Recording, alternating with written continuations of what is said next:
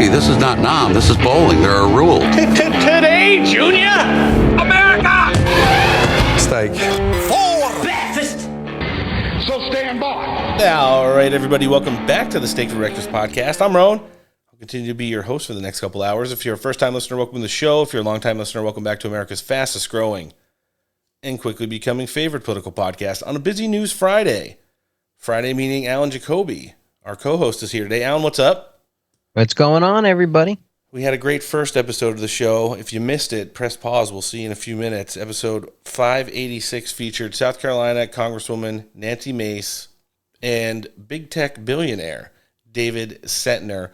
We're going to be jumping into this episode right now, talking about President Trump inking his first big trade deal post-Liberation Day. Alan, what do you think about the big announcement that came out of the White House yesterday, especially since the media reharnessed that narrative of Trump is finished, and in regards to geopolitical trade, of course, the walls were closing in. Yeah, the walls are closing in. He's going to tariff America into a recession. In reality, the tariffs are bringing everyone to the table. And case in point, he signed a great trade deal with the UK. And apparently, according to the administration, there are many more being negotiated and will be announced soon in the coming weeks, months, whatever it is. And this is what's going to happen. We are going to now see one after another an epic trade deal, a fair trade deal that stops America from being taken advantage of for decades and decades and decades. Just like Donald Trump has explained since the 80s. Back Oprah Winfrey. Yep. And now we're seeing it. It is unbelievable how this is becoming full circle, Roan. They went from trying to kill this man. They went from him being on Oprah, who used to love him, talking about running for president and how America's been taken advantage of, to almost killing him, to now it's happening. It's wild. It is to see the redemption arc here in the geopolitical trade spectrum. You know, President Trump has opined on this to extent, like Alan said, from the 80s, talking about how China was eating our lunch and this trade imbalance will lead to massive annual deficits we see now. It's like $1.2 trillion in the trade aspect. And a lot of people didn't really like this tariff idea. You know, the Democrats presented it as a tax, presented it as a way for billionaires to enrich themselves, talked about American isolation and how that's not the way to treat the people that rely on us for not just goods, but for defense, for security, for an ally in the world. And listen, when you just look at some of the parameters of this, the new market access on this trade deal, $5 billion in exports. The tariff revenue will annually be $6 billion. The UK tariffs were 5.1%. They're going down to 1.8%. The United States tariffs were at 3.4%, and now they're going to remain at 10%. And the UK is fine with that. We're also going to have access to things that we didn't have access to in the UK before this deal, including ethanol, beef, cereals, fruits, vegetables, animal feed, soft drinks, shellfish, textiles, chemicals, and many other items that are important from trade, and most importantly, not coming from China. I think this kind of opens up the door to what's going to be a wave. We talked about it last week on the show. This is just going to be another one of those instances where Donald Trump presents this thing. Everyone says essentially it's stupid. A little bit of time goes by because he's got such great people working for him behind the scenes, including to himself. They made it a point to say this first deal was quarterbacked by President Trump, and looks like in the case of at least this deal, Trump was right again. Yeah, he is right again, and it seems he's always right. And I love the fact that we can now import goods from other places fairly, other than China. Yep. I like that the most, I think, Ron, that China is going to feel this, and we'll see what happens there. Are they going to retaliate a certain way? People are worried about what the CCP is going to do, and me personally, I'm not. I think if anyone can put China in their place, it's Donald Trump. No, it certainly is. There's been confirmation now that nearly 50 banks have closed in China since Liberation Day, and people are starting to get a little bit worried from the CCP. Donald Trump made the announcement of this historic first trade deal in the Oval Office yesterday, surrounded by some of the America First Avengers, Howard Lutnick, J.D. Vance, Marco Rubio, just to name a few. Delegate from obviously the UK. Let's hear President Trump as he reads off the first of what will likely be many new workable trade deals for the United States. The deal includes billions of dollars of increased market access for American exports, especially in agriculture, dramatically increasing access for American beef, ethanol, and virtually all of the products produced by our great farmers. And our Secretary, as you know, of Agriculture is here. Brooke, thank you very much for being here. Day. Thank you, sir. You'll let the farmers know. In addition, the UK will reduce or eliminate numerous non-tariff barriers that unfairly discriminated against American products. But this is now turning out, I think, really to be a great deal for both countries, because it'll be really great for the UK also. So they're opening up the country. Their country is a little closed, and we appreciate that. They'll also be fast-tracking American goods through their customs process, so our exports go to a very, very quick form of approval, and there won't be any red tape. Things are going to move very quickly both ways. The final details are being written up in the coming weeks. We'll have it all very conclusive, but the actual deal is a very conclusive one. We think just about everything's been approved. So good for both countries, and we'll also receive new market access for American chemicals, machinery, and many other industrial products that weren't allowed, and they'll end up getting products that they'll be able to price, and if they like them better and we make great products, they'll be buying those products, but they were not available in the UK. Furthermore, in a historic step, the deal includes plans that will bring the United Kingdom into the economic security alignment with the United States. That's the first of its kind. So we have a big economic security blanket, and that's very important, and we feel very, very comfortable with that because it's been a great ally, truly one of our great allies. I mean, a lot of people say our greatest ally. I don't want to insult people by saying that, but I can say it's certainly one of our greatest. I like it.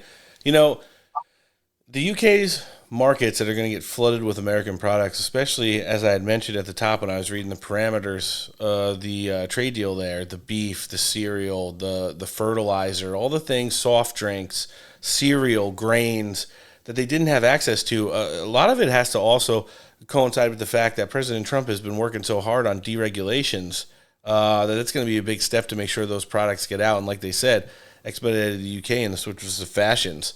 I think there's going to be people right now who might be close to finalizing deals, Alan, that are kind of sitting on the sideline and, you know, watching the United States and the UK run down the street like SpongeBob and Squidward, holding hands and singing, while other countries like India, like Canada, are looking out the window all sad like Squidward that he's not playing with his friends. And I think it's going to kind of open up the waterfall here once President Trump's Middle East trip is done.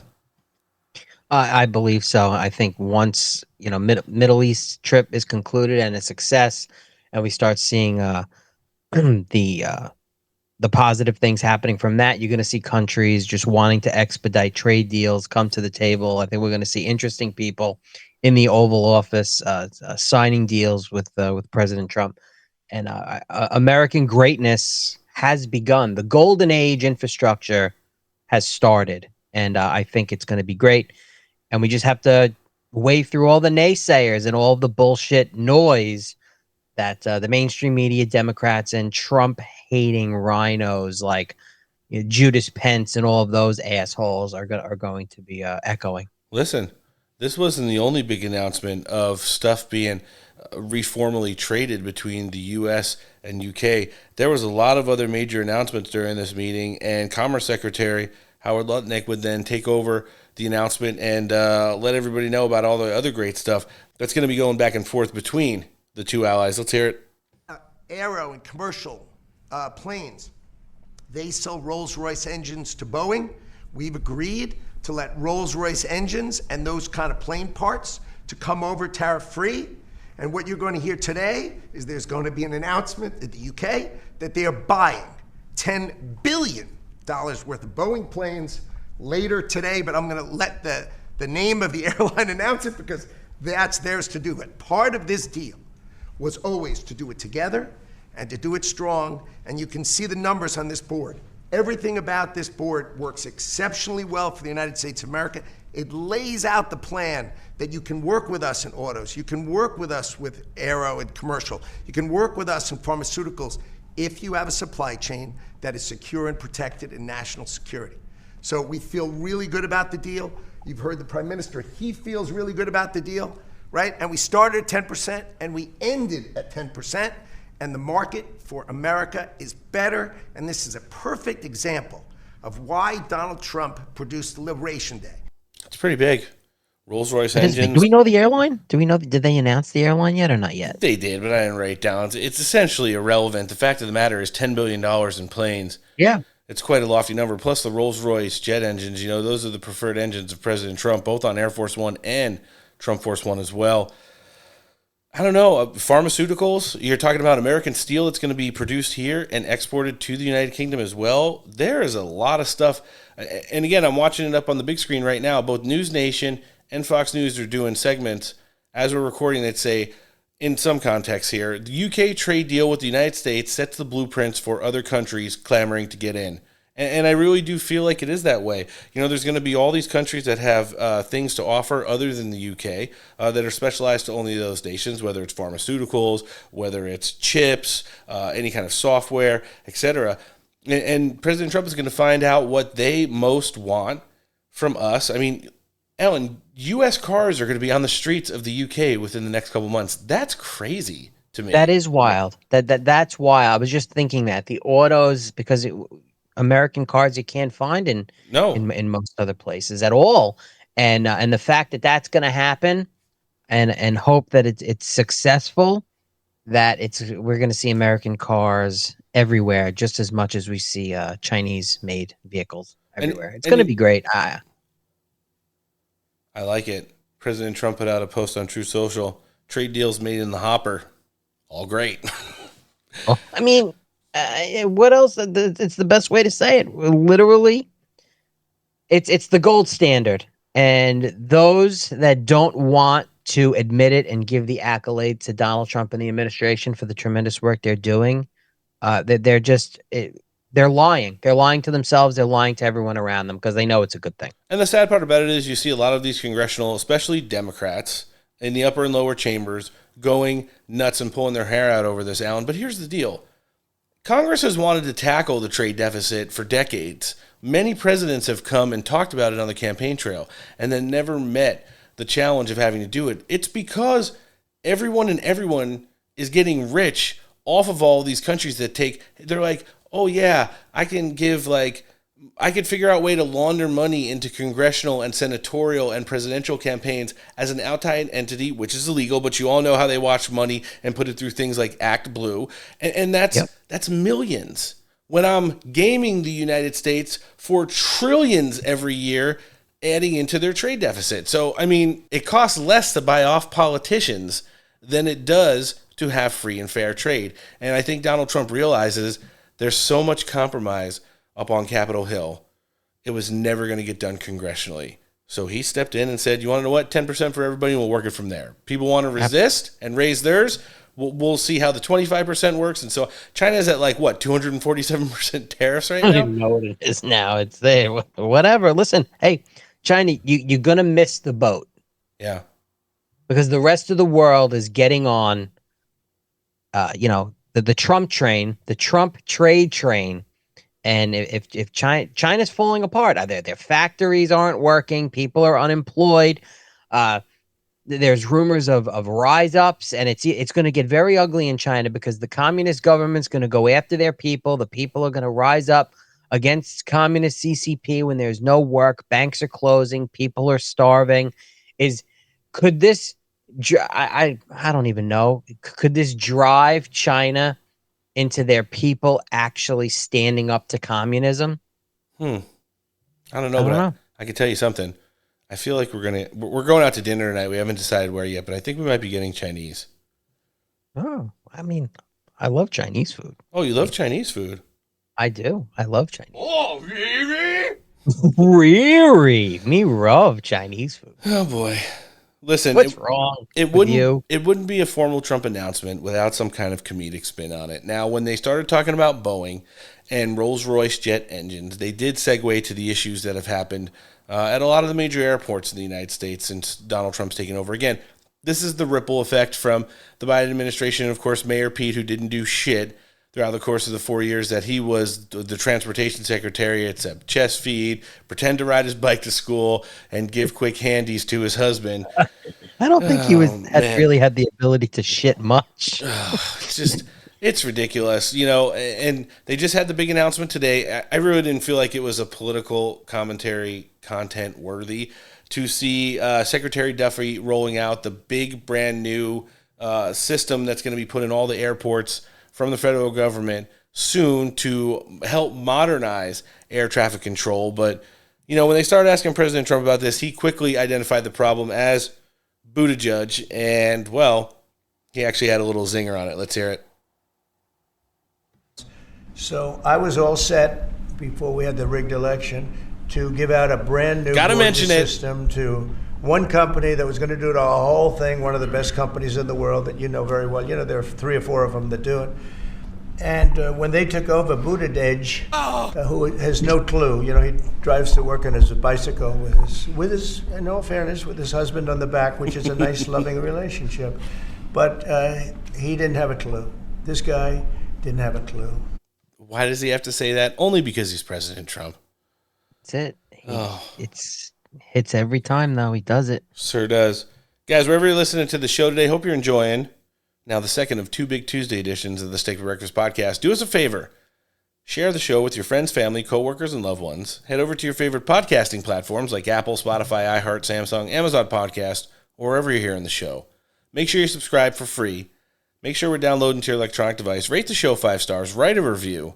And then check us out on social media. Twitter, Getter, True Social, Instagram, and TikTok. That's where we have accounts. Find them, follow them, hit the notification bell. You'll never miss out on all the great stuff we've got going on down here at Steak for Breakfast. Also, check out our brand new YouTube channels. Type in Steak for Breakfast, and you will find it. Maybe even some tidbits. Don't worry, I'm going to get out some more information in the email coming this weekend. JD Vance sat down for a Vice President exclusive with Fox News this week and was talking about securing these great trade deals for the United States, especially the first one from the United Kingdom. Let's hear him. We have a great relationship with the United Kingdom. The Prime Minister, the Foreign Minister visited a few weeks ago. We had very good conversations with them. I think they were very responsive. I mean, look, President Trump has said very simply, all he wants at a lot of these trade negotiations is fairness, is reciprocity. He wants other markets to be as fair to American workers, frankly, as America has been to these foreign workers for decades, in some cases generations. And the United Kingdom was very willing to work with us. I think we had a great rapport with them. They were very open to hearing our concerns, and of course we heard some of their issues too. It was a good conversation. It was a good negotiation. It led to a successful result. I like it. Yeah. JD Vance has been really good. Diplomacy on the Ukraine-Russia front, even though there was a little turmoilous goings in the Oval Office a couple weeks ago. You have him helping with Scott Bessent getting that rare earth minerals deal done, which essentially was Bessent and J.D. Vance and Marco Rubio circumvented Zelensky, went to the parliament of Ukraine, and got them to push him into signing the deal. There was rumors going around today, I saw on the news, that Zelensky called Trump at the White House today to ask for some of the specifics on the rare earth minerals and reconstruction deal that was recently signed. Like, he doesn't even know what's going on, but that's a good thing, because I would much rather that the parliament that's going to be in place after he's long gone as dictator is making the decisions for the country outside of hopefully him getting out of there as president once this conflict is over. You have to wonder who was telling him, though, to call the White House and ask for the specifics of the deal. Probably Emmanuel Macron. Probably. Last clip I've got before we jump in with Texas Congressman Keith Self. Another one from Commerce Secretary Howard Lutnick, this time outside of the White House, talking to the press after the trade deal was inked. And again, this is a big accomplishment, not just for President Trump and his administration, but the work that the Commerce Secretary had his hands on this too. Let's hear it. Meet the trade minister of Indonesia, and he says, we're the largest car manufacturer in the world. And you'd say, really? Indonesia? He says, yes, we make Matchbox cars. Right? So, that's funny. So what do we want? We want a low tariff on those kind of products. right? And a higher tariff on products that make a difference to us, semiconductors, pharmaceuticals, things that matter that we want to reshore. We want to do that smart. I think you saw a lot of smart in today's deal. And I think what you're going to see is Donald Trump is going to deliver incredibly smart, thoughtful, and rigorous trade deals that are going to be great for America. Remember, if we have a $1.2 trillion trade deficit and we cut that 25%, only 25%, that means we export another $300 billion. That's 1 point of GDP produced by the guy who sits behind me in that White House. 1 point of GDP just by him. And then if you start building those factories that he's talked about, that's another 2 points of GDP. That's 3 points a year driven by the guy in the Oval Office. It's pretty cool. It is pretty cool, and it's definitely not the way that things have been done in this country for a long time. A lot of people have tried and have failed or just not addressed it. President Trump is making this one of the centerpieces of what will eventually be the Trump doctrine and his legacy once he's out of office as well. Alan, what do you think? We're going to start getting a huge wave of these deals coming following his trip to the Middle East?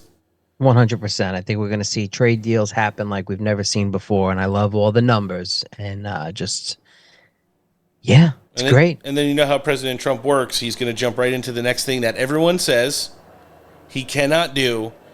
Just give it a little time, and you'll see a whole lot of winning. We talked about that winning right now as we're getting ready to jump in with Texas Congressman Keith Self. But before we do, here's another check-in with one of our partners. This episode of the podcast is brought to you by Battleborn Coffee Roasters. They're law enforcement, family-owned, and they produce some of the best available specialty-grade coffee. That means all those beans have gone through an extensive process to remove all defects. Battleborn researches all their sources, farms, and milling stations to make sure you're not getting any pesticides or chemical fertilizers. Sit back and have a cup of their borderline Mexico Chiapas blend while you're out sitting on an X or sitting in the office. High-quality coffee from high-quality people. Use promo code STEAK for 20% off your first order. Make sure you go check them out at battleborn.coffee. All right, joining us next on the show today, this big Friday edition of the Steak for Breakfast podcast. He's the congressman who represents Texas's 3rd congressional district, which means we're welcoming back Representative Keith Self. Thanks for coming on the show. Great to be here, Ron. Always a pleasure to host. We've got a bunch of stuff to talk about. I think we're going to dive right into reconciliation. Now, you guys have been in markups. We've seen some members of the party all in, some members of the party wanting some stuff. And, listen, you're a straight shooter, Congressman. We want to know exactly where you guys are at heading into the weekend. Well, frankly, the 4 major committees have not yet reported. The 7 who have found more than they were tasked to find, except for the 3 that we knew were going to be spending more.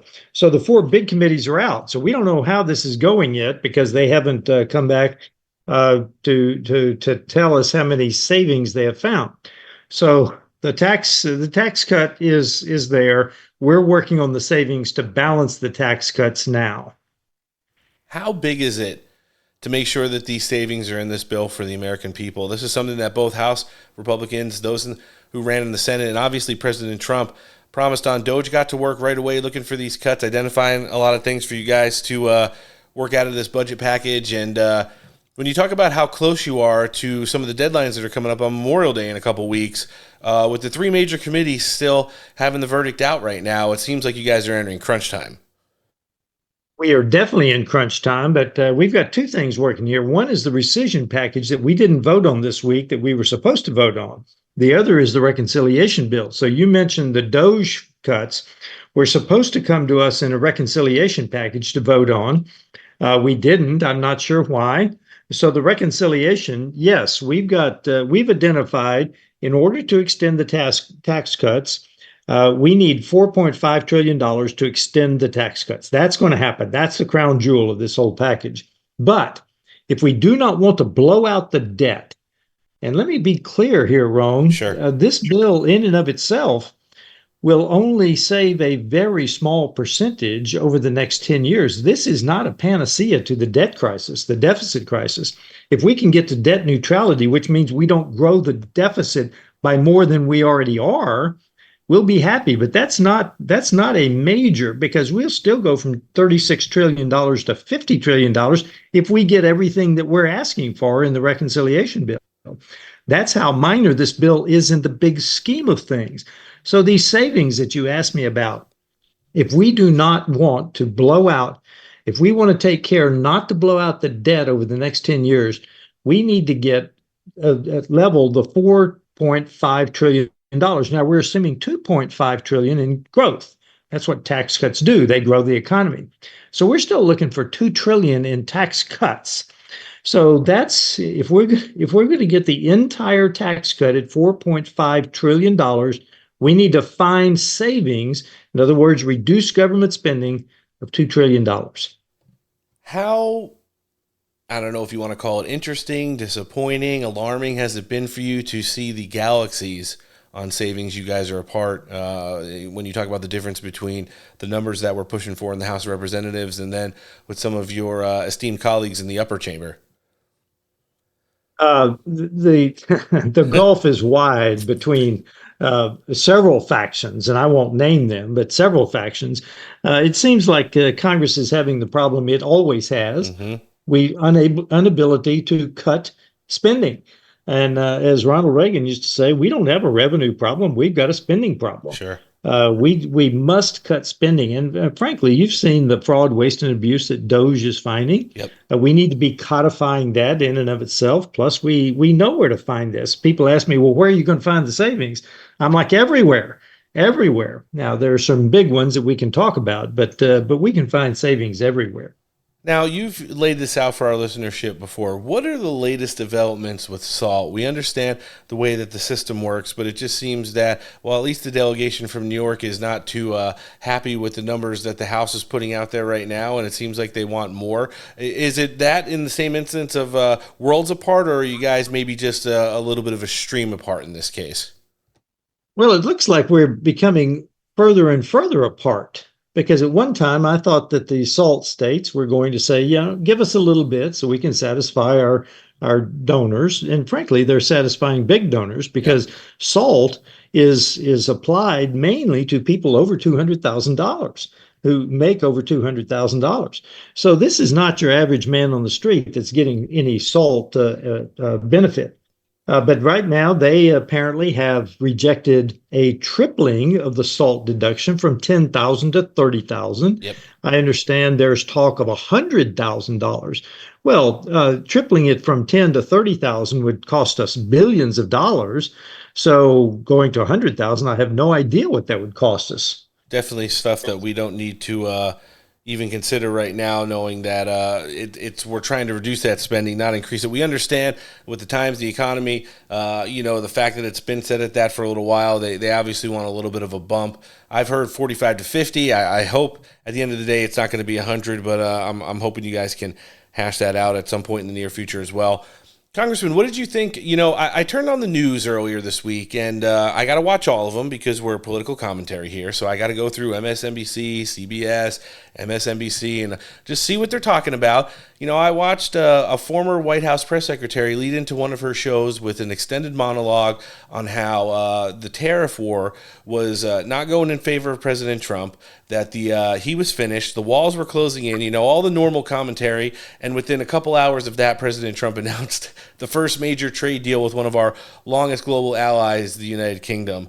When you saw this roll out right here, and this is probably going to lay the groundwork for many of the new trade deals that are coming in and rebalancing that trade imbalance that the United States has been subjected to for a very long time. It speaks volume for how fast this administration is working, but also in the beneficiary measures for the American people. It does, and frankly, that's only the first of many, I believe, because frankly, the UK is a major economy in the world. So when people see them coming up with a trade agreement with the United States, I think they probably will, because most nations, not all, but most nations get a significant part of their GDP from the U.S. when we get a minor, very minor, minuscule, as a matter of fact, part of our GDP from any individual nation. Well, I think you also have to provide us with a little commentary on what you've seen this week in regards to the all-encompassing immigration narrative here, Congressman. We saw the Supreme Court rule in favor of President Trump being able to use the Aliens Enemy Act to deport people from like MS-13, Tren de Aragua, and other transnational cartels. You saw Tom Homan talking about wanting to ramp up the amount of deportations as we're rounding these people up around the country. You've even seen some of your own colleagues from the other side of the aisle today want to test the waters and see what the inside of an ice facility in North Jersey looks like. Much to everyone's chagrin, it's just more of the grandstanding from the other side of the aisle. But when you look at how the light switch has been turned from on to off with President Trump now, this immigration policy is working. We're even looking at incentivizing self-deportations to save the American taxpayers' monies, because it does take a lot to detain, process, house, and then formally deport these illegal aliens. It seems to be working, and I know that's something that House Republicans are looking to back majorly in this reconciliation package as well. Absolutely. We're going to provide the president what he needs to continue, because frankly, the deportation, the repatriation is the term I like to use, is working, and I think it will continue to. Now, the hypocrisy of the left is amazing when it comes to immigration, to include these judges. Yeah. While Joe Biden was disobeying, when he was ignoring the law of the land with his tremendous immigration numbers, ignoring the law of the land, changing policy, changing the law, they stood silent. And now when President Trump wants to simply undo what Biden did, they're stopping him. That is just part of the hypocrisy of the left, to include the judicial branch. And that's what's staggering about this, is the judicial branch now, and it's very few, but they have been weaponized against President Trump, not against the GOP, against President Trump. They are now weaponized, and they are laying it all on the line. And hopefully they just want to run out the clock. Right. Because the Supreme Court is not taking this in a rapid pace. So they think they can just run out the clock because President Trump only has 3.5 years left in office. I want to see how this all plays out. I wouldn't bet against President Trump, as that has not worked well for most people. But again, you do know that the Democrats are using the judiciary now as the only thing they essentially have left outside of the media, since they do not have power in the House, the Senate, or the executive branch as well. Listen, Congressman, in closing today, we always like to highlight some of the stuff that you're personally working on when we have the opportunity to. I know you and one of our great friends of the show, Congressman Luttrell, co-sponsored a bill this week protecting military chaplains from woke retribution and things of that nature. Being a veteran yourself, someone who's always been at the forefront of speaking up for our veterans and the help and assistance they need, as they all are American heroes. Why don't you tell us a little about what went into the legislation here now that's backed this bill, and what does it mean for protecting some of our military chaplains moving forward? Well, frankly, yes, absolutely. Throughout my career, chaplains were a major part of my faith walk. And during COVID and during the rise of DEI and wokeism, we saw chaplains being punished in matters of faith, in matters of conscience. They were being restricted in advising soldiers in their matters of conscience, their matters of faith. So what this bill does is protect them, and it actually outlines their freedoms, which should be self-evident in the U.S. Constitution, but we found we need a clearer standard of what chaplains are allowed to do, that they do have freedom of conscience, that it does include in their job description that they are allowed to advise our soldiers in matters of faith, in matters of conscience, in matters that they have on their minds. And so it gives chaplains the freedom that I think all of us normally assumed that they had in matters of conscience. But the government should not be telling the chaplains how they operate under matters of conscience, matters of faith. And that's what this bill does. It's just an absolute game changer to combat on so much of the stuff that you outlined there so briefly. But, the rise of woke DEI and how people, especially those who go and promote all the good wholesomeness that a religion is, and how important, you mentioned your personal walk, but the walk it is for a lot of military members who usually walk out of service or come back from times of war and combat and have so much stuff, the weight of the world on their shoulders, and need sometimes that outlet to help them. Chaplains have always been one of those absolute avenues for them to travel, and it's an amazing piece of legislation that I hope gets through the House pretty quick. Listen, Congressman, this has been awesome catching up with you today. Busy Friday edition of Steak for Breakfast, but you still made it. We've got everything live linked in the show description today, including a link to your congressional website. They can check out what you got going on up on Capitol Hill and in district, sign up for your newsletter, etc. Where can we find you on social media? We'll live link that as well. Social media, whatever the format is, at Rep. Keith Self. Rep. Keith Self. Doesn't get any easier than conversating with the congressman who's representing Texas's 3rd Congressional District, Representative Keith Self. Sir, thanks for joining us on the show today. Have a great weekend, and we'll see you again soon. Thank you. Take care. We're getting some breaking news at this hour coming out of the Supreme Court. The U.S. Supreme Court has handed President Trump a victory, letting him and his administration use the 1798 law that historically has been employed only in wartime to swiftly deport alleged Venezuelan gang members as part of the Republican president's hardline approach to immigration, granting that administration request to lift the Washington-based U.S. judge James Boasberg's March 15th order that had temporarily blocked the summary deportations under the Alien Enemies Act while litigation in the case continues. So the Supreme Court. All right, jump back into the news portion of the show here. Last news segment on the back end of two big Friday editions of the Steak for Breakfast podcast. I'm still Ron Allen, still here with me. Still here. And that was big-headed Brett Baer making the announcement yesterday that the Supreme Court has ruled in favor of the Trump administration being able to use the Aliens Enemy Act to deport members of MS-13, Tren de Aragua, etc. Alan, what do you think? It was a 5-4 ruling. Amy Coney Barrett siding with the Democrats or the progressives on the bench. Again. She's become a major disappointment, huh? Major disappointment. It's almost as if she fooled everybody. I mean, let's not forget she's the Mitch McConnell plant. We all know that. She's definitely probably runs the same lines, her now feelings with President Trump. We have to remember, we expect so much of these Supreme Court justices. We expect so much from judges overall, how they're supposed to rule and look at things objectively, but they're human and they don't. It's just human nature. It's a huge win.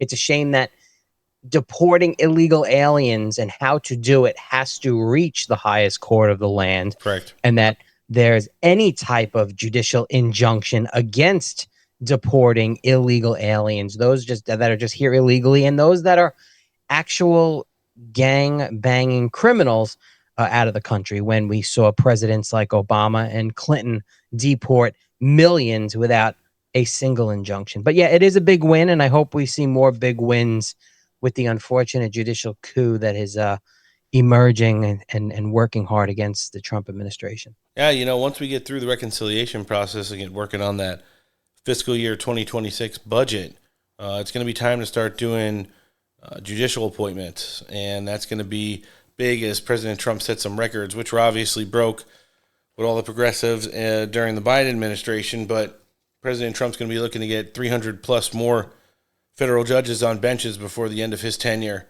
and over the course of the next 3.5 plus years. So yeah, at the very least, deportations are going to be up again. And I guess for that one Maryland man who they're always trying to bring back, it looks like he was justifiably removed from the country now, as he is a confirmed member of MS-13. And the only country he does have citizenship in is El Salvador, where he is currently residing. What do you think, Alan?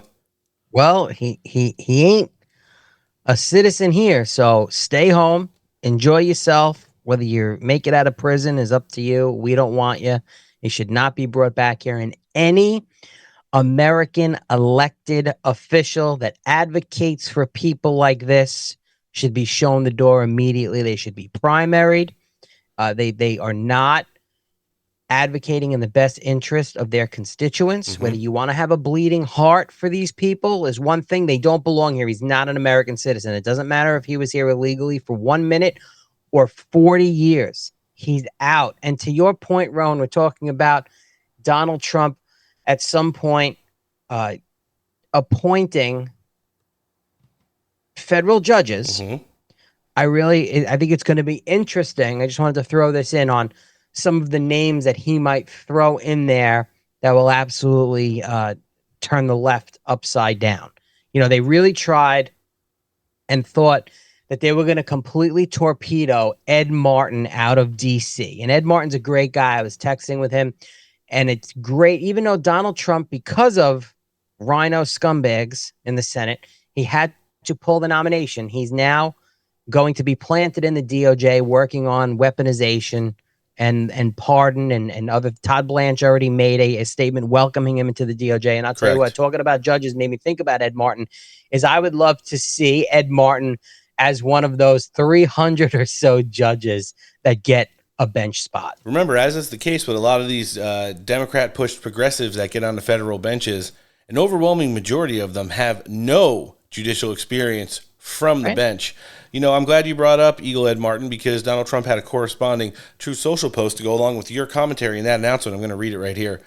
Ed Martin has done an amazing job as the interim U.S. Attorney General and will be moving to the DOJ as the new Director of Weaponization, Working Group, Associate Director, Attorney General, and Pardon Attorney.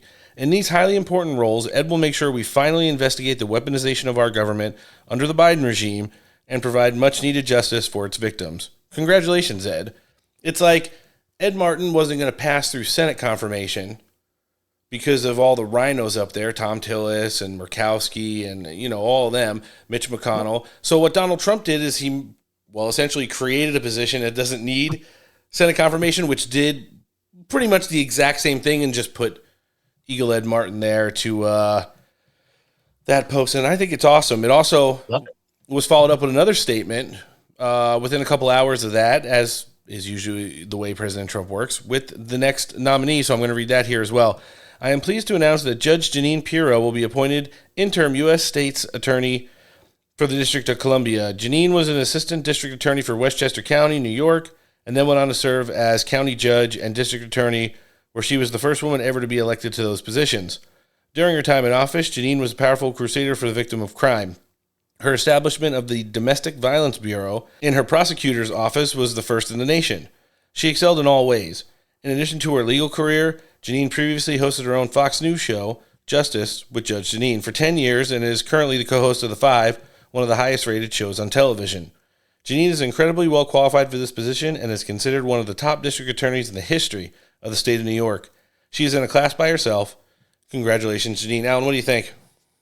I think it's great. And I also think it's great how, you know, the Democrats have the case of the big sads and the big mads and actually going on there saying, oh, look, Donald Trump yet again just appointing another Fox News celebrity unqualified to a judicial post and completely neglecting her unbelievably extensive legal and judicial resume. I mean, she is more than qualified to hold that position. She's an interesting individual. Very. I've met her twice, and she's. I think she'll do a great job. She loves Donald Trump. She loves the bench. She loves the judiciary. She loves law and order, and I think it's great. But I like it more that the Democrats are going crazy and just glazing over, not even acknowledging her judicial career, and just like she's another Fox celebrity. It's the truth. You know, as a woman of color, technically, and the daughter of Lebanese immigrants as well, she checks a lot of boxes that people say Donald Trump does not adhere to in any way, shape, or form either. You know, you could just say it's just another example of a Trump loyalist getting elevated to a position of power. There might be some truth to that, but the resume that Judge Jeanine Pirro brings to the table, it's unrivaled with just about anyone who's working in any circuit or any context of the justice system right now by a lot. Yeah, absolutely. And to think that Donald Trump hates women, it's funny. Just take a walk around the West Wing. You got Caroline Leavitt feeding her kid with one hand and typing on the computer with the next. You got so much stuff going on in the Trump administration, but the narrative will be he's a racist. He hates people of color. He hates women. And he's over here like, well, here's all my people of color. Here's my openly homosexual secretaries. And oh, and by the way, here's a technical woman of color to be the D.C. U.S. attorney. It's wild. It is wild. And like I said, deportations are going to likely be going up now. I've got a couple announcements on that. First off is a clip I'm going to play of Tom Homan, who sat in on a couple Fox News shows yesterday, talking about the amount of people that have been deported, how he would like to see that elevated to an even higher number, and with the ruling on the Supreme Court, how does that all factor into it? Let's check it out. What's your total deportation so far? Well over 100,000. I mean, I looked at the ICE arrests. You're over 100,000 now. Yeah. So you wanted to take the worst first. Have you gone through the worst? No, we got a long ways to go. Well, who else is left? Well, when we started this thing, it's just shy of 700,000 illegal aliens in this country with a criminal conviction or pending criminal charges. So we got a lot of work to do. I looked at the numbers the other day, just yesterday. ICE, interior enforcement arrests, are just below 75,000, which is 3 times more than than Biden did in the same time frame when he was president. So ICE is making a lot of arrests, but there's more work to do. And actually, we had a series of meetings this past week. We're going to increase the number of the operation teams. We're going to increase worksite enforcement. Because of sanctuary cities policy, what we're going to do with sanctuary cities, we're going to flood the zone. So if one agent can't arrest one bad guy in the jail, and they choose to release him in the community, it means I can send a whole team to look for him. So in sanctuary cities, we're going to flood the zones with agents. If we can't take them in the jail like we should, the safety and security of a jail, then we'll go to the community and find them. And that takes a lot of people. So if we can't arrest them in the jail, we'll arrest them in the community. If we can't find them in the community, we'll arrest them at the work site. We're going to increase work site investigations too. Less agents in the jail means more agents in the communities, more agents in the work site. Let us in the jail. Let us arrest a public safety threat and the security and safety of a jail. Releasing a public safety threat back in the community is just foolish. It increases the threat of public safety. So we're going to do what we got to do to get these people off the street. I wish they let us in the jail. It'll be a lot easier, a lot more efficient. And all the good stuff. Listen, I'll tell you one thing. If there's one thing we could all agree on, it's not easy being Tom Homan. The hardest choices require the strongest wills. As he is the real-life version of Thanos, who wishes he could snap more than half of the illegals out of this country if he gets all of the Infinity Stones. But, you know, the fact of the matter is this guy has seen it all, Alan. He's seen death, destruction, chaos, everything at the hands of these vicious, murderous cartel members, transnational gang members, smugglers, you name it, the raping and torture of women and children over the decades and all the things that he's been involved in. It's great to see he's gotten off to a good start. Running alongside the judiciary is probably a pain in the ass to him, but he's in a position right now that didn't require Senate confirmation, gives him a broad stroke of power across multiple federal agencies. And listen, when he says he's going to flood the zone, I actually believe it. Absolutely. I love the idea. I love what Tom Homan is doing. I want him to obviously have the ability to do more. 100,000 is a great start. I know a lot of people want to see more. I am so much in favor of starting now with the work place raids. I will call them raids. They can investigate, get their intel. I want people that are working in this country illegally, that came here illegally, out of this country, just like the mandate stated, who elected Donald Trump, the electorate. And I want wherever they can find them, I want them to be able to go. It's not about, for the Democrats, it's not about protecting, in my opinion, these illegal aliens anymore. They want to show the Trump administration look like, just like what they're calling him, Hitler and his Gestapo. They want the speaking points and the video clips of Tom Homan's federal agents flooding the zone in these blue state communities with their unmarked vehicles and their tactical gear, looking for dangerous people that they allowed to leave prisons and endanger the community. That's what it's all about for the Democrats, just to show, hey, look, there's Tom Homan's crew, Donald Trump's Gestapo, like Nazis, hunting down innocent people with no due process. And it's not about protecting the communities it could be so easy. Just let them in the jail and get them in a safe way and not put their communities who vote for them at risk. You know, it's the same narrative that goes down with Democrats saying they're the party of woman. They are the party of empowering women, of breaking glass ceilings, and then they stick up for the trans people. You know, one thing that I think is good to point out, Congresswoman Nancy Mace this morning pointed out, congressionally, they're already talking about behind closed doors of trying to expand the powers or push into law any kind of legislation that's going to aid in the removal of these illegal aliens, because they're already starting to think about the 2030 census. If we don't take care of the problem that Joe Biden and Kamala Harris and Alejandro Mayorkas facilitated for the last 4 years in this country, by 2028, 2029, there's no stopping these people from being counted in the censuses. And you know what that means? It's going to cost us up to a dozen House seats, which is more than the balance of power currently in the U.S. House of Representatives. What do you think about that?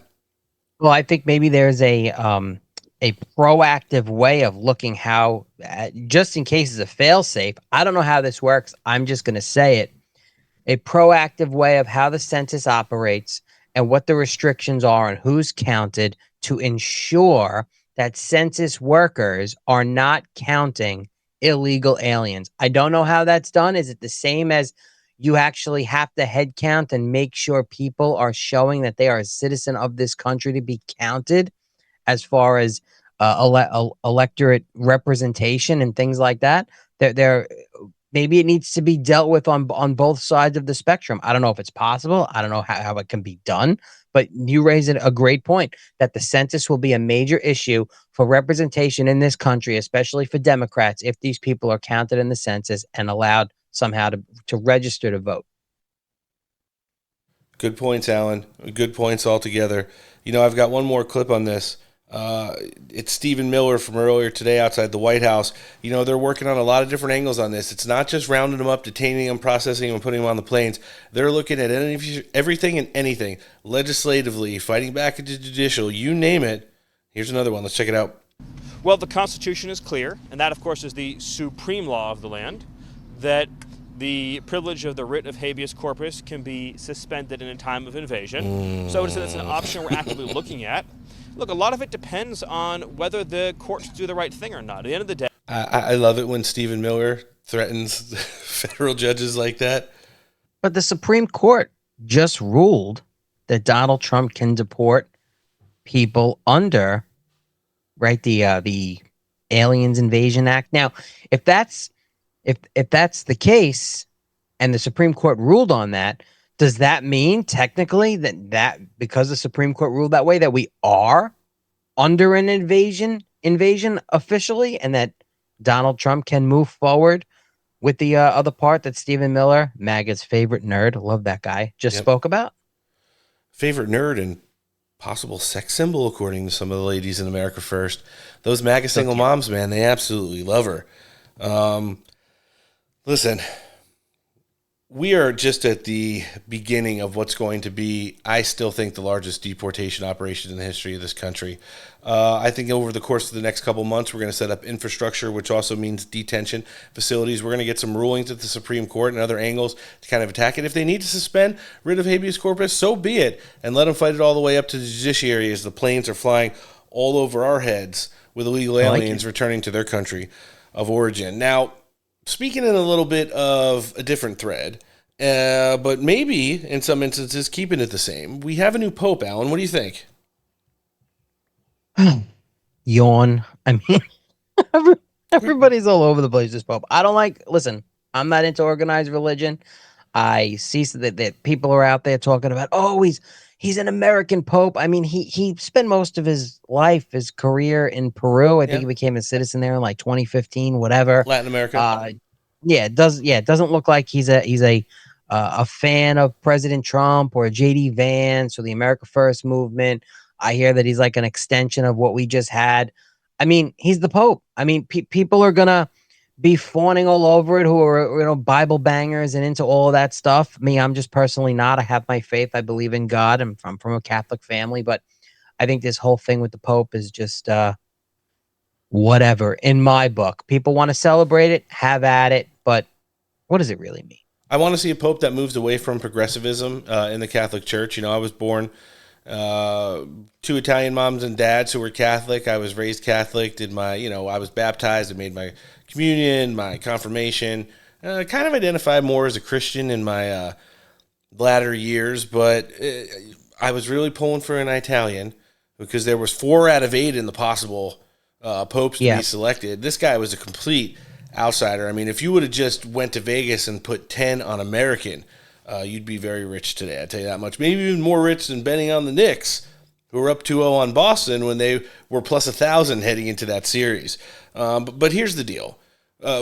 For organized religion right now, I think it's kind of out in the wilderness. Even though Catholicism is the largest, demographic of religion on the planet. And here's the deal why. There was the cover-ups, there was the scandals, there was old and out-of-touch popes, which allowed for some of the younger, more progressive people within the Vatican to kind of weaponize and harness the narrative. And, I'll be honest with you, the last couple of them have been, well, for the most case, like do-nothing shitbags who have had gays and transgenders perform in St. Peter's Basilica. And, it's just not the direction of, I honestly think Jesus Christ wanted the church to be in. And This guy might bring it a little bit back towards the middle, but when the arrow right now currently in the Catholic Church is leaning left, it's almost a good deal. I pulled a little bit of his sermon just so you can kind of get a taste of it. Here's a clip I've got of now Pope Leo the 14th, given his introductory in the Vatican Square. Without a humble and perseverant peace which comes from God, God who loves us all unconditionally.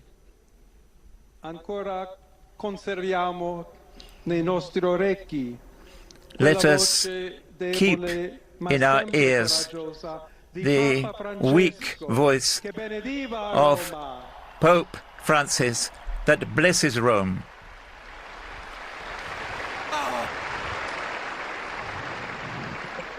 The Pope who blessed Rome gave his blessing to the world, to the entire world, that morning of Easter. Allow me to follow up on that blessing. God loves us. God loves everyone. Evil will not prevail. We are all in the hands of God.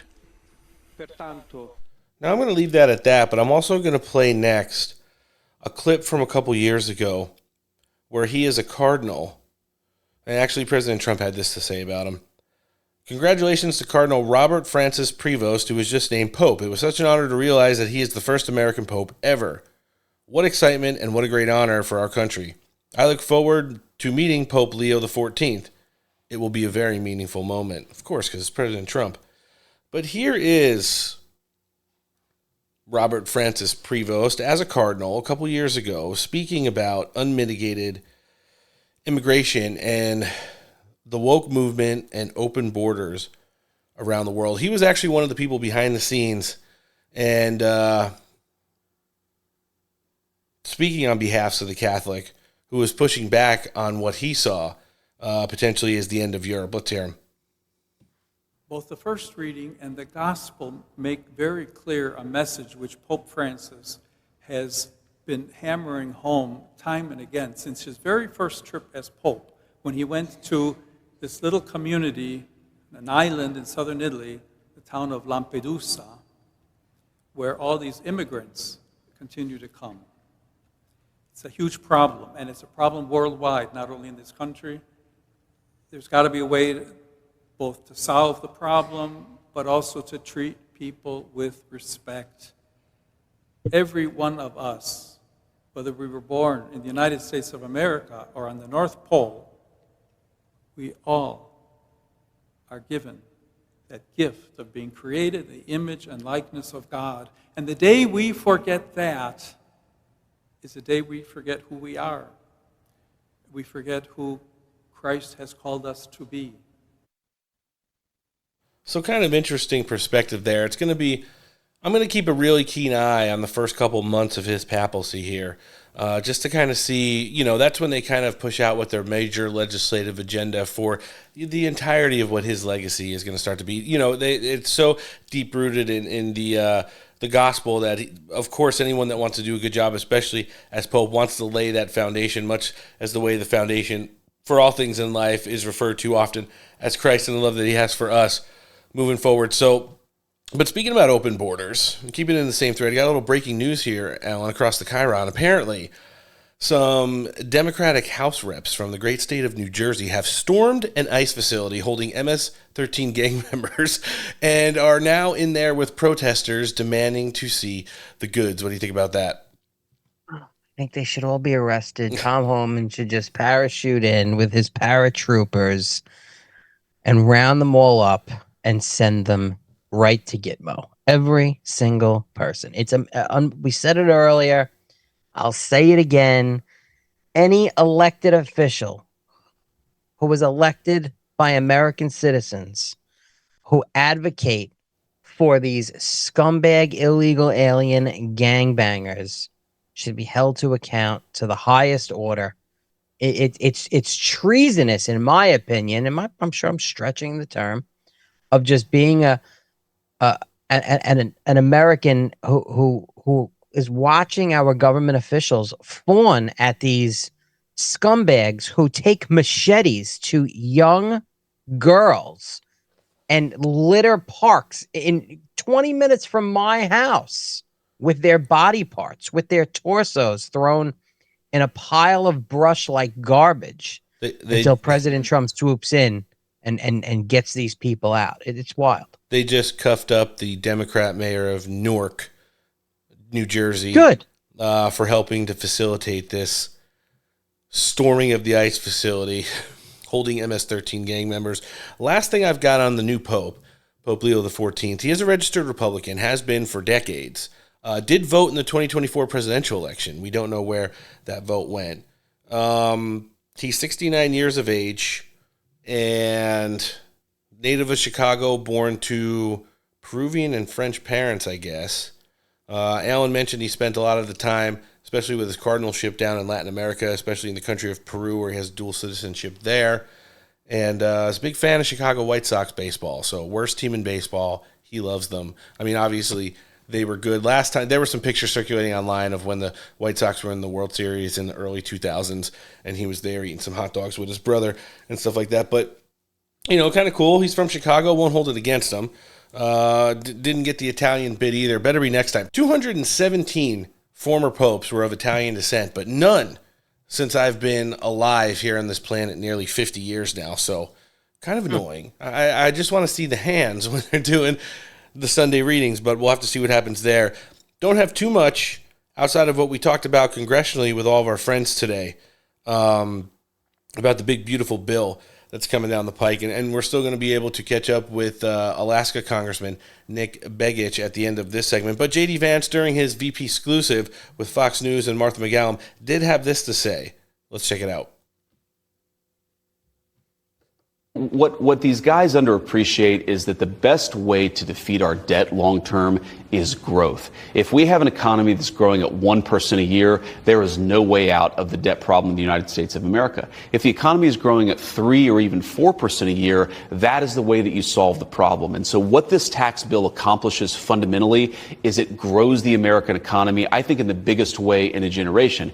Now, if you go back to the first Trump administration, Martha, you had a lot of economists who said the tax bill is going to lead to a reduction in federal revenue. The tax bill is going to blow up the debt. What actually happened is that revenues went up, and then, of course, until the COVID pandemic and then the presidency of Joe Biden, America's financial house was in much, much better shape than it was under the previous administration. So we know that these guys are skeptical. We know that a lot of them are skeptical of reshoring American manufacturing. We think that they're wrong. We think that we've tried their way of business for 40 years. It's led to high debt. It's led to poor American citizens. It's led to young people who can't afford to buy a home in their own country. We're not going to do the same old thing that we've done and expect different results. We're going to try the Trump way, and I think it's going to deliver long-term prosperity.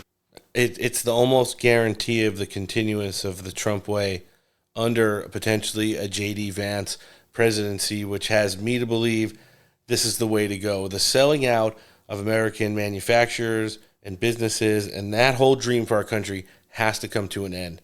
Alan, when you do some traveling, and when you go through this country and you go through some of the older parts of, let's just say, the South, and you're traveling through these towns that used to be major industrial hubs. You talk about the furniture business and the tobacco industry in places like North Carolina, all the stuff that they have agriculturally down in South Carolina, et cetera, et cetera. They just don't exist anymore. I mean, me coming from the Northeast, I used to go through Pennsylvania, Ohio, oftentimes, and I would just see cities that, as I was a small child, they were vibrant, they were active communities, and by the time I was in my late teens and entering real adulthood, it's like, watching all those sad parts of movies where the town is like some bombed out shithole, and that's literally what most of the heartland of America and the manufacturing and production industries in this country have been reduced to. Yeah, it's a shame. When you're seeing big buildings, vacant buildings that used to be robust manufacturing factories, and just see them abandoned. It's heartbreaking, especially when you look at the people in those locations who are struggling to make a living because the jobs aren't there anymore, because we've literally shipped all of manufacturing all over the world with the exception of here. And that's the big thing is our government, our elected officials from local to federal have had no problem selling out the American dream, the American business, the American worker to the highest bidder because they're then given contributions to their campaign so that they can stay in power. And that's all they care about is staying in power, lavish dinners and parties, and showing that they are the elite and making money for whatever foundation one of their family members happens to run that they're getting paid under the table from. So, yeah, well, we need American industrial back. We need industry back. We need the American industrial manufacturing renaissance to just take off. And we need people back to work. We need people our age, younger, back to work and be proud of what they're doing and the money they're making and the families that they can now afford to raise. You know, it's going to be the reinvestment in the energy sector, reopening up of nuclear facilities that were set to close, and building up the infrastructure of the energy grid here in the United States. It's going to help compensate and eventually catapult those manufacturing sectors back into the next generation. Guys, last call. Make sure you subscribe to the Steak for Breakfast podcast. It's simple and easy. Head over to your favorite podcasting platforms. We prefer Apple and Spotify. We've even got a new YouTube channel. Make sure you subscribe. And in the case of the podcast platforms, make sure they're downloaded to your electronic device. Rate the show 5 stars. Write a review. If we got a good one, we'll read it on the show. And then head over to social media as well. Twitter, Getter, Truth Social, Instagram, TikTok, you name it, we're on it. Find them, follow them, hit the notification bell. And you'll never miss out on all the great stuff we've got going on down here. That's Steak for Breakfast. So, last thing I've got in this little America First hodgepodge we're talking about, there are some movements. And again, it's one of those things where everybody wants Trump to be wrong. I really don't think the media, because of the sensitivity of the situation, has really gone all knives out for President Trump failing to bring the war in Ukraine to an end. But you did see prominent members of the Democrat Party over the course of the last couple of weeks. Listen, Big Mike, Michelle Obama talked about it on her podcast. Joe Biden talked about it in his BBC interview and on The View. And obviously all those in the House of Representatives and Senate have been very poignant, to say the least, of President Trump's attempts to bring the conflict to a close.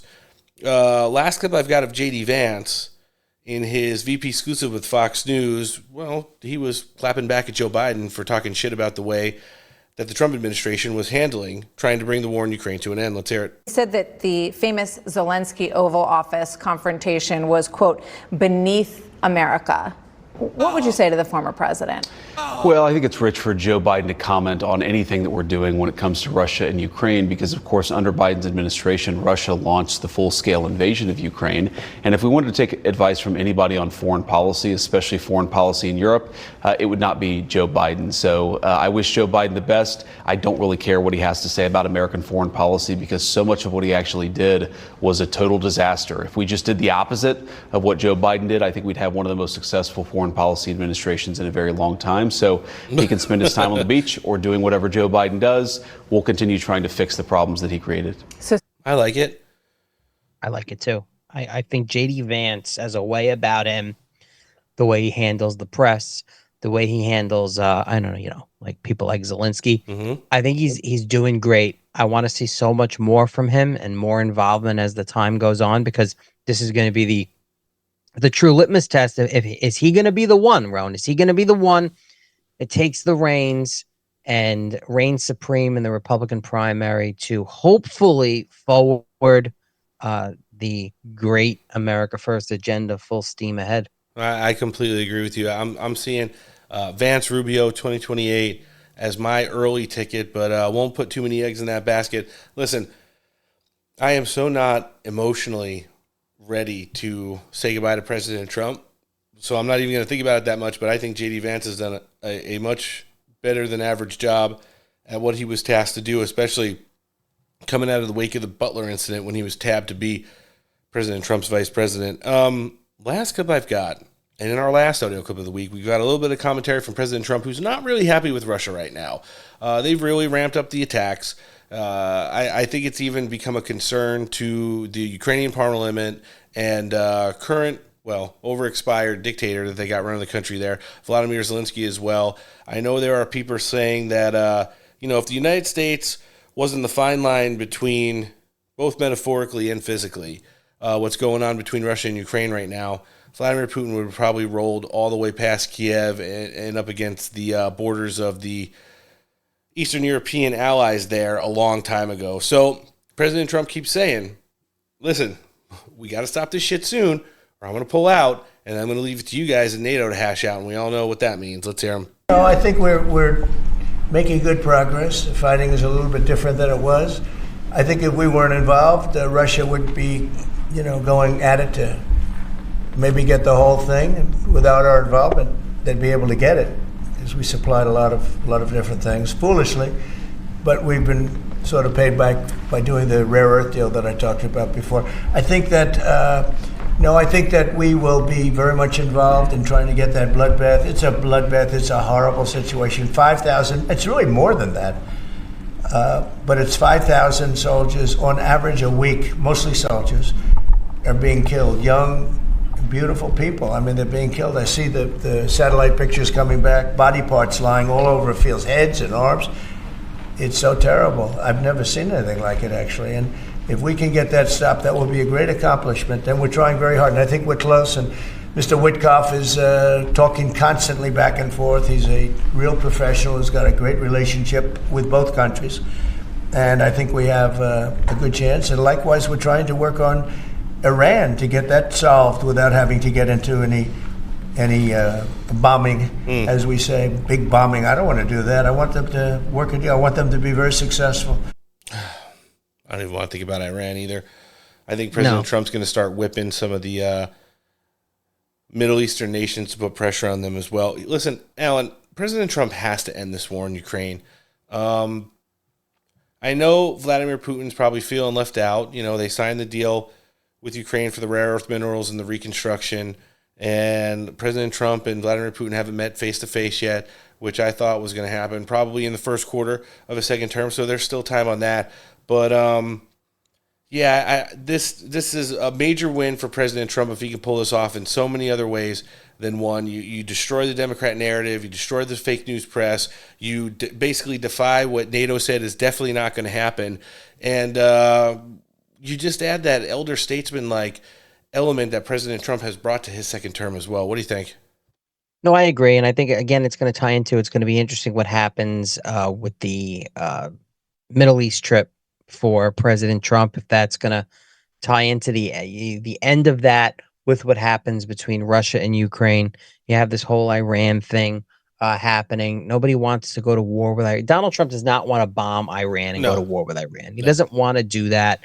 I just saw some things of speculation. Fox is putting this thing out like, there's secret nuclear facilities in Iran, and then you have boring. Exactly, and you have the libertarians over there. It's like, that's very weapons of mass destruction, like of you, all that nonsense. It's there's a lot going on, and I hope in the end that we are triumphant with Donald Trump ending that war. And it sucks that this was all poured onto him because there would be none of this happening. Yeah, they tried to burn the whole world down ahead of him. Did. I believe them when they said there wasn't a poll internally for Kamala Harris or Joe Biden that showed either one of them ever beating Donald Trump, especially in the last 6 months leading up to the election. And they just said, you want to know what? I don't even care. It fucking goes off the rails. Let it go off the rails. And they just, man, it has been quite a wild ride, and here we are. We're post 100 days. We're about to have a huge trip for the president on the heels also of that first big, beautiful new trade deal. A reconciliation package is in the mix, and so much other stuff going on that we're getting ready to touch on with the Alaska congressman, our great friend Nick Begich. But before we hear from him, we're going to have one more check-in with one of our partners. Friends, I want to take a minute and talk to you about cigars. Whether you're on the golf course, fishing on the lake, or doing some yard work around the house, our friend Alan has got you covered. He's launched the Patriot Cigar Company. The tobacco is hand-picked in the fields of Nicaragua, right next to where Mike Lindell picks his coffee beans. The cigars are hand-rolled, aged 3 years. You enter promo code STEAK here, you're going to get 15% off your total order. Every order over $100, free shipping, and a $10 e-gift card is included with every purchase. mypatriotcigars.com. That's mypatriotcigars.com. A premium smoke for freedom-loving patriots. All right, joining us next on the show today, this big Friday edition of the Steak for Breakfast podcast. He's the congressman who represents the great state of Alaska in the U.S. House of Representatives. That means we're welcoming back to the show Congressman Nick Begich. Thanks for coming on.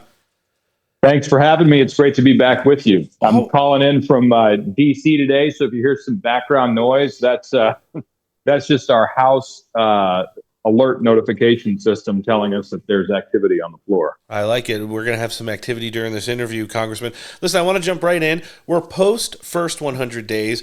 Tons of stuff and accomplishments to talk about. The U.S. southern border is finally closed for business. We're removing, detaining, and deporting criminal illegal aliens, much as President Trump has promised. The first trade deal after Liberation Day was inked yesterday between the United States and the U.K. There's a lot of great stuff to talk about. Just kind of want to get from your office's vantage point how you saw the first 100 days shake out, and maybe how the next 100 days is going to be equally, if not more important. Well, I think what stunned the political world was the speed with which President Trump and his team, as well as the Congress, have moved. I mean, we've not seen a level of political velocity like this in our lifetimes.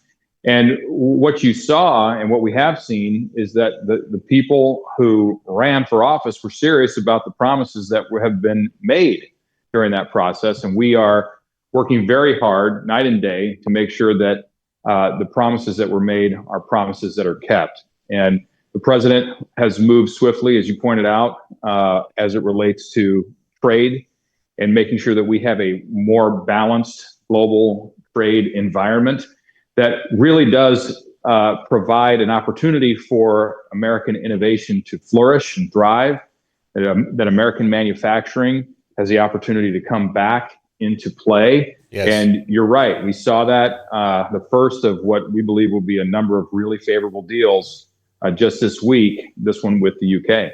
Yeah, it's going to be interesting to see. I mean, President Trump's got a pretty big trip to the Middle East coming down here in the next week or so. So it's going to be really interesting on how these all start to shake out. I think we're going to start getting a flurry of them. I've been saying it on the show for a while. You see, the news media was so wound up over the tariff stuff. I watched Jen Psaki open up her show with like a 2.5-minute monologue about how this has unequivocally failed, how the European Union, led by the UK, was getting ready to start like a tariff blockade on the Trump administration in the United States. 12 hours later, the UK is inking a deal in the Oval Office with President Trump. It's pretty crazy to see how that kind of shook out, and it's going to be interesting to see how it is moving forward. Hey, listen, part of the immigration wins that we had was turning around the CBP-1 app that the Biden-Harris administration used to fly in hundreds of thousands of illegal aliens from all over the world and deposit them all over our country. It's now the CBP Home app, which is going to cost American taxpayers a lot if you self-deport, and maybe even have cash incentives for once you leave the country and confirm that you've returned to your country of origin or where your final destination, not in the United States, is going to be.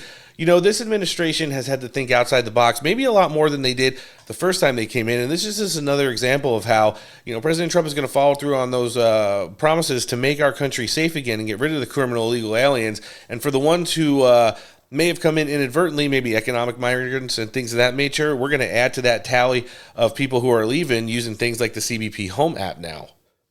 It's a brilliant turn of events. Take that CBP-1 app and turn it into the CBP Home app.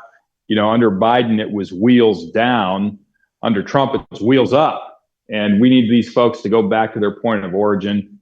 They were really facilitated. There was a facilitation of illegal immigration more than just turning a blind eye. The Biden administration was working to bring in as many of these non-citizens into the United States as possible. And we all know why. We saw that under the previous Congress when Republicans in the House brought up the fact that these folks should not be considered when determining the apportionment of electoral college votes in congressional districts.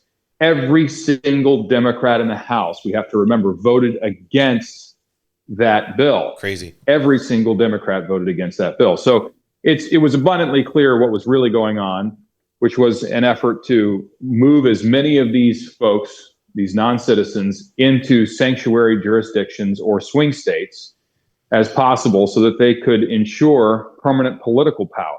And This is why, in part, this is such an urgent process, because these folks who are not in our nation legally, have no legal standing to remain here, need to be sent out and reestablished in their point of origin with urgency, because the 2030 census will roll around, and if a number of these folks are still here, it'll allow the Democrats to achieve the political outcome that they were trying to achieve. And they, clearly didn't care whether it was lawful or not.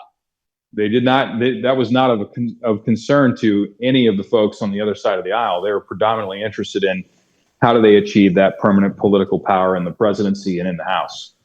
It's wild to see how that played out. I'm glad you mentioned the 2030 census. There's a big underlying there that not enough people talk about, but I'm glad you're dialed into, Congressman. Getting those people to be able to permanently vote in elections moving forward, and how much time we have between now and then to correct those measures is of critical importance, not just to the House and Senate or to even President Trump, but for citizens all over the country who want a fair shake when it comes to their vote. So it's good that you highlighted that, and that's something that we're definitely going to be keeping an eye on for obviously the next few years and the future to come. Hey, listen, you guys just capped a busy week up on Capitol Hill. In the wake of the passing of the budget resolution, you guys went into markups.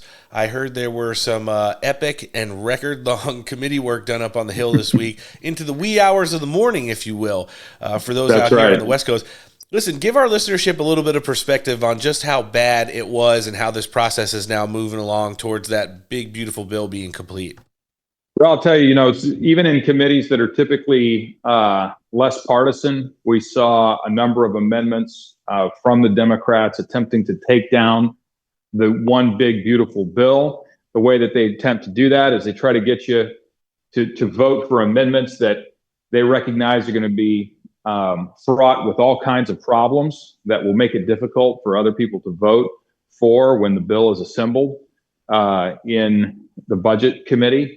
And so we saw that. We saw that partisanship rear its ugly head in every committee that has a budgetary instruction under budget reconciliation in the House.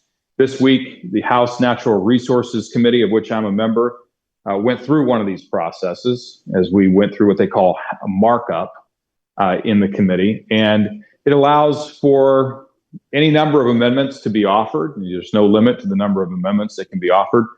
And we dealt with about 100 amendments that were offered by the Democrats and kept us there in committee from 10 a.m. in the morning until 1 a.m. in the morning the next day. Oof. And we just kept moving through it. And eventually and ultimately, we did pass the House Natural Resources budget reconciliation component over to the Budget Committee.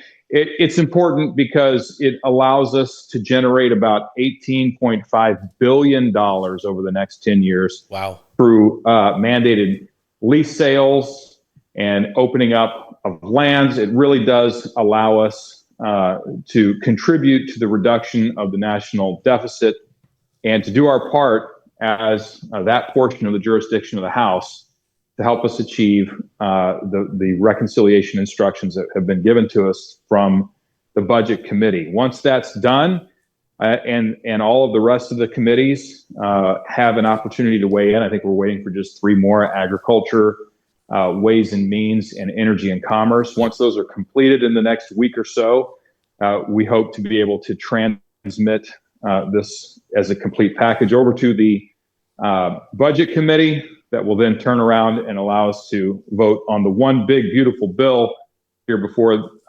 Labor Day. And before it goes up to the Senate and Chuck Schumer starts the whole slowing down of the process again.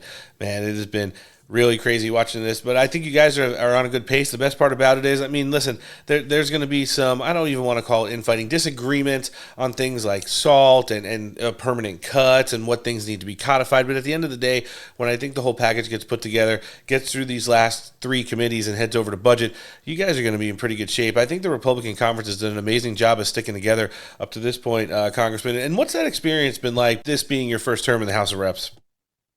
It's really been a great experience. You're 100% right. It's a very thin majority. In fact, this is the thinnest majority in U.S. House history for either party. But I think that thin majority has kept us actually and sort of ironically together on the same page. We recognize just how important it is for leadership to hear from all members of the conference. We all recognize that we're not going to get everything that each one member wants, but we do see this as an opportunity for us to really deliver for the American people, to improve the trajectory of our nation's fiscal structure. And there'll be more work to be done. We're not going to be able to get all of that work done in one bill, but there'll be additional budget reconciliation opportunities. We've got fiscal year 2026 appropriations around the corner as well. So there are multiple opportunities for us to continue to chip away at the fiscal challenges that we've sort of inherited in this Congress from prior Congresses. So we're working on that. It's top priority, but this is our first opportunity to really take a big step forward at righting the fiscal ship for our nation. No, it certainly is. And then, in closing today, I got to ask you about some of the things that Alaska is best known for. We've seen some amazing steps being taken to massively cut regulations, to really weaponize and harness American energy and natural resources again, as such an ample cornucopia of that being in the great state of Alaska, where you represent in Congress. Representative Begich, I have to ask now, some of the things that are coming down the pike here for Alaska is going to be absolutely huge when you compare to how it's going to be important for this country and getting it right back on track and becoming self-sustainable in a lot of the things you touched on last time you were with us on the show. Do you have any updates on some of that stuff and some of the things you're looking forward working on moving ahead? Well, I'll tell you, one of the big opportunities available, not just for Alaskans, but for the entire nation, is the Alaskan natural gas pipeline. Yep. And that is something that has been a dream of Alaskans for decades, but we really are at the precipice of being able to get that done. And one of the things that's really allowed us to advance the prospects for that mega project is this trade conversation that President Trump and his team have opened up. Now we have an opportunity to really sell the benefits of American energy to our friends and allies. And I'm thinking specifically right now of Japan and others in East Asia that don't have domestic supplies of reliable, clean energy like natural gas. And, when you think about the trade imbalance, one of the best ways to address the trade imbalances with energy, because it's a commodity flow, it doesn't really require a whole lot of complexity and time in order to deliver on that. We build the pipeline and we can establish decades of sort of forward-looking trade activity through long-term agreements with these nations. And so this is really a chance for us to help to balance trade with those large partners and to do some things that are great for Alaska and for our nation by providing energy security to the people that we have long-term allied relationships with. We are on that fast track to American reinvestment again. You're at the forefront of it up in Congress and while you're in state, Congressman. And listen, if you weren't so dang busy, we'd have you on the show every week because we love catching up and chatting with you here on the show. We've got everything live linked in our show description today, including a link to your congressional website. There, our listeners can sign up for your newsletter and see all the great work you're doing on and off the Hill. Where can we find you on social media? We'll live link that as well. We're very active on social media. You can find me at Rep. Nick Begich on X. You can find me at Rep. Nick Begich on Facebook. Got a very active X feed. Oh yeah. And we encourage you to get involved in the discussion. Alaska, as I just said, Alaska is important not just for Alaskans. It's important for the entire nation. We are about 20% of U.S. landmass. We're more than half the nation's coastline. 60% of U.S. seafood comes from Alaska. We have oil and gas, mineral resources in abundance, and timber resources as well. So when you're talking about resources and you're talking about reestablishing America's manufacturing base, it's going to begin with what we're doing in the Great White North. Listen, this guy represents the 49th state in the halls of Congress, but he's out there fighting for all 50 of them. This is the congressman representing the great state of Alaska in the House of Representatives, Representative Nick Begich. Thanks for coming on the show today, sir. Have a great weekend. We hope to see you again soon. Thanks. Talk soon. Phenomenal way to end the week, if I do say so myself. If you enjoyed this episode of the podcast and want to hear the now nearly 590 other editions of the show, well, it's simple. Just subscribe to us across any downloadable podcasting platform. Find us on Apple, Spotify, iHeart, Samsung, Amazon Podcasts, or wherever you're hearing the show. Check out our new YouTube channel as well. And then check us out on social media. Twitter, Getter, True Social, Instagram, and TikTok is where we have accounts. Find them, follow them, hit the notification bell. You'll never miss out on all the great stuff we've got going on down here at Steak for Breakfast. We want to thank all of our guests for coming in and sharing with us today. South Carolina Congresswoman Nancy Mace, David Sentner, Texas Representative Keith Self, and Alaska Congressman Nick Begich. You guys all helped make steak great again. Guys, we're heading into the weekend. It's always going to be busy, but don't worry. We'll be back on Tuesday with 2 all-new editions of the show. Guest list is still materializing, but I think we'll be able to take care of it. Already scheduled to appear, North Carolina Congressman Brad Knott and Pennsylvania Congressman Scott Perry. So on behalf of the pod team, I'm Roan. Thanks for listening. Have a great weekend, America First, and take care.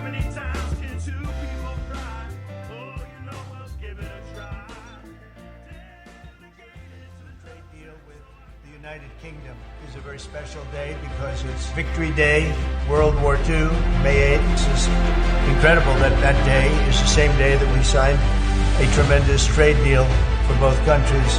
With this deal, the UK joins the United States in affirming that reciprocity and fairness is an essential and vital principle of international trade between our two countries will soon be stronger than ever before. With this President, this Prime Minister, we've managed to achieve what many people have tried to achieve for many years. It feels completely historic. You've done what you said you would do. You said to the Prime Minister that you would do a good trade deal with the United Kingdom, that you would do it at pace, and that we would be first. And you have delivered that. You've been true to your word. So thank you very much.